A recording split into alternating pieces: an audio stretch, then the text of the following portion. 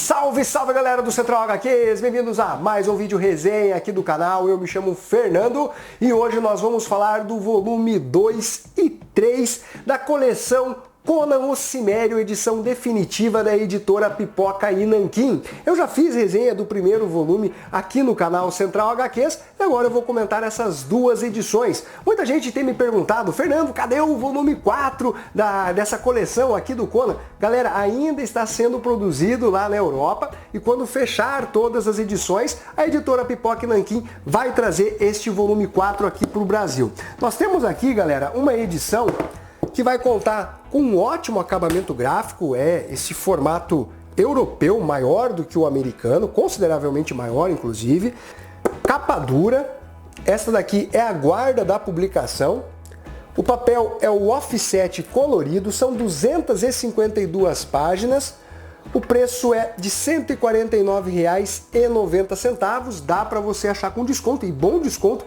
Quando eu puxei aqui para fazer o vídeo com as informações técnicas, tava com 50 e poucos % na Amazon, tá? Torcer que quando eu lançar o vídeo também esteja com um bom desconto. Nós vamos ter mais 4 edições compiladas neste volume 3. A Cidade Escarlate, por Luc Brunschwig e Etienne Leroux. São todos nomes europeus, né? Para quem não sabe, essa é uma coleção da editora Glénat, visto que os direitos, né, de Conan acabaram entrando em domínio público, mas ali tem as suas particularidades. A questão é que a Glénat está publicando também as edições aí do Conan. Sombras de Ferro ao Luar, por Virginie Augustin. Pregos Vermelhos, por Regis Hautier, Olive Vatini e Didier Casagrin. Galera, eu devo estar pronunciando tudo errado, mas enfim. E também temos, finalizando essa segunda edição, As Negras Noites de Zamboula, por Jess.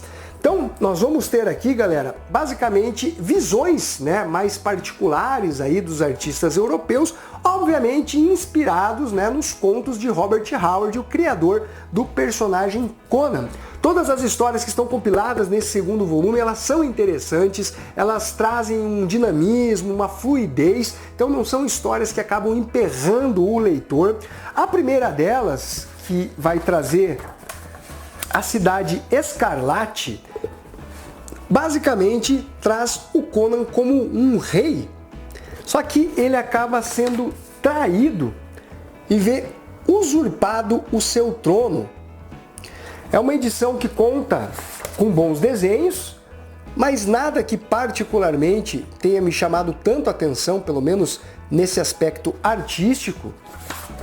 Olha só, e aqui o pessoal tentando fazer um acordo com ele, de forma que ele entregue o trono, se torne submisso, mas obviamente a gente conhece o Conan e sabe que ele não é, né, do feitio de simplesmente baixar a cabeça e não lutar. Pelo contrário, é uma história bem feita, né, tanto em roteiro como em arte, como eu mencionei, apesar do trabalho artístico ser interessante, como eu disse, também não é algo que brilhou os meus olhos, mas é uma história muito bem contada, mostrando toda a garra do Conan, o lance também dele ter conquistado o trono efetivamente, não simplesmente tendo herdado. Ele lutou por isso, né? Enfrentou diversas batalhas, e aqui você vai precisar ler a história para saber se ele realmente vai conseguir prevalecer e retomar, né, o seu trono. Aí nós vamos ter a segunda história, Sombras de Ferro ao Luar, que já ganhou diversas adaptações, é realmente uma das histórias icônicas aí do Conan, onde o Conan e a princesa Olivia acabam enfrentando seres sobrenaturais de uma determinada ilha. Ela está fugindo aqui do seu senhorio até que o Conan acaba aparecendo e salvando essa princesa. Essa história eu já achei ela com um traço mais interessante, né, e mais característico em relação ao Conan que nós conhecemos, que queira ou não, né, galera, a gente tem muito na nossa mente, desde o Conan do Arnold Schwarzenegger, até mesmo o Conan do John Buscema, né, ou Buscema. As cores também estão muito lindas nessa história, e realmente é uma das mais interessantes aí, escritas pelo Robert Howard, que ganhou uma adaptação realmente de bastante qualidade. Aqui, ó, quando fica mais à noite e o sobrenatural começa a espreitar, você sente aí a mudança na colorização. Uma história realmente muito bacana, uma das melhores, inclusive, dessa segunda edição. E aí chegamos na terceira história, que é Conan Pregos Vermelhos, que tem aqui uma particularidade. É o único conto do Robert Howard que traz um encontro entre a Valéria, que já ganhou, né, edições especiais, onde ela é a protagonista das histórias, com Conan o Bárbaro. E ela é uma guerreira que consegue até mesmo rivalizar com o próprio Conan. Então ela não é exatamente a dama em perigo ou qualquer coisa nesse sentido. Ela está lado a lado aí com o Cimério, né, em termos de habilidade, e eles vão enfrentar também alguns elementos sobrenaturais dentro dessa história que envolvem sacrifícios humanos. Uma história também bem bacana, o trabalho artístico de qualidade também.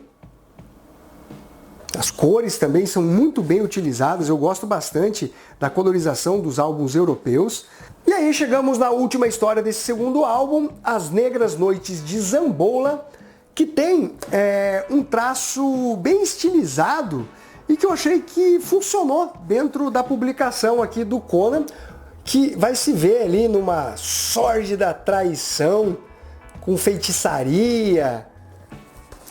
Ele precisa tomar um certo lado, só que ele não espera pelas reviravoltas que vão acontecer dentro dessa trama. Olha que traço interessante aqui, né? Tem algumas páginas muito bonitas aqui, ó. Deixa eu pegar aqui, ó. Os cenários muito bem desenhados, a narrativa também funciona muito bem. Você tem cores mais monocromáticas nessa última história que também acabam funcionando bem. Olha só que página bonita.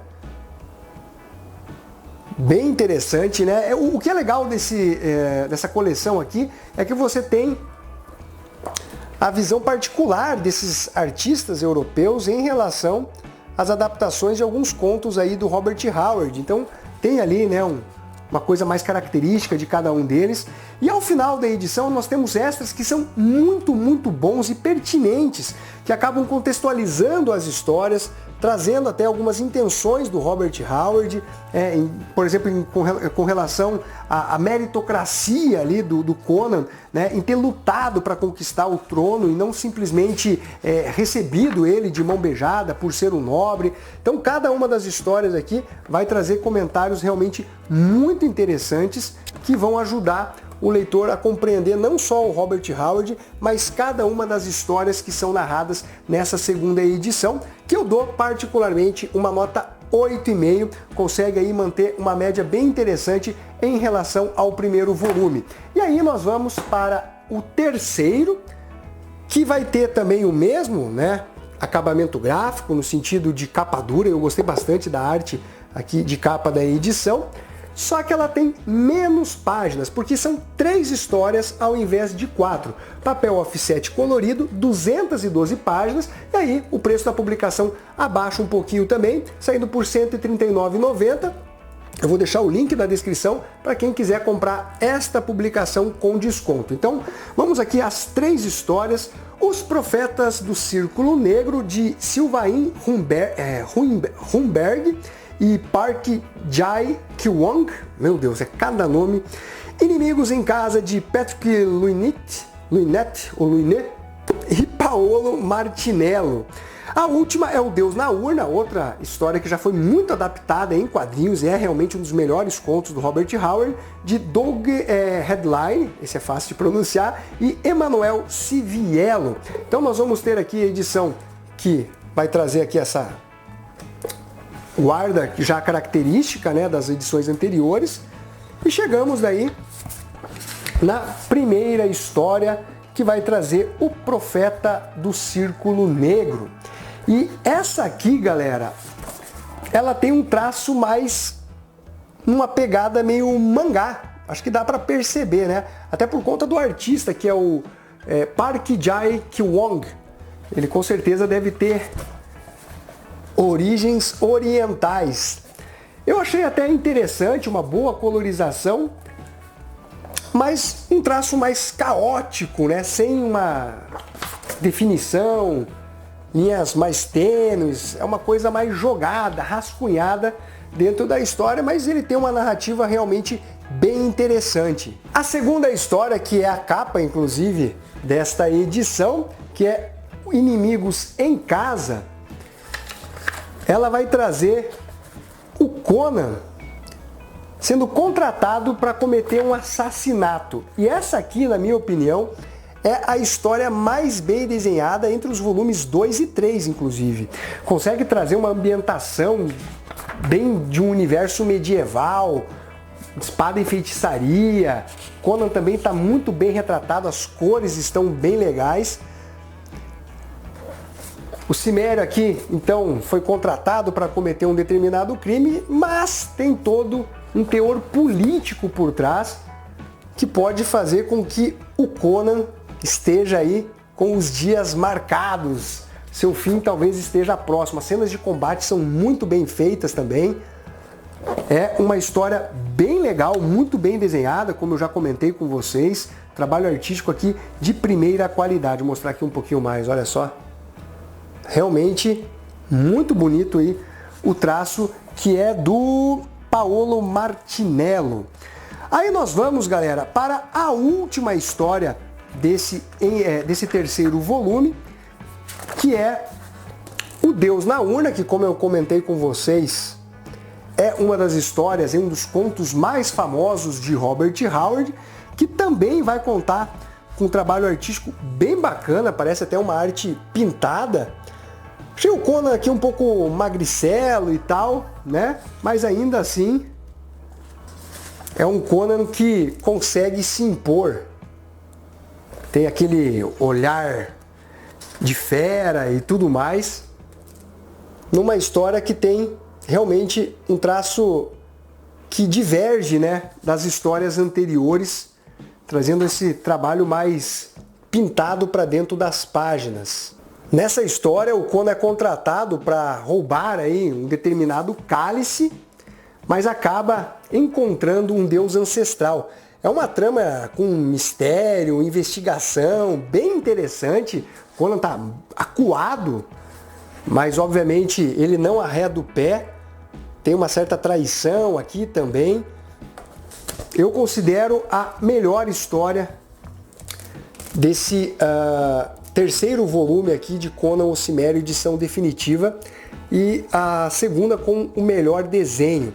Então, galera, basicamente nós temos essa resenha do volume 2 e 3, e esse 3 aqui eu dou uma nota entre 8,5 e nota 9, considero levemente melhor do que o volume 2, e vamos aguardar então, galera, o volume 4 da editora Pipoca Nanquim, que deve ser lançado ainda em 2024. Então é isso daí, eu espero que vocês tenham curtido esse vídeo. O que vocês estão achando dessas edições europeias aí do Conan o Bárbaro? Comentem aí, não se esqueçam de se inscrever, deixar o seu like. Um abraço para todos e fui!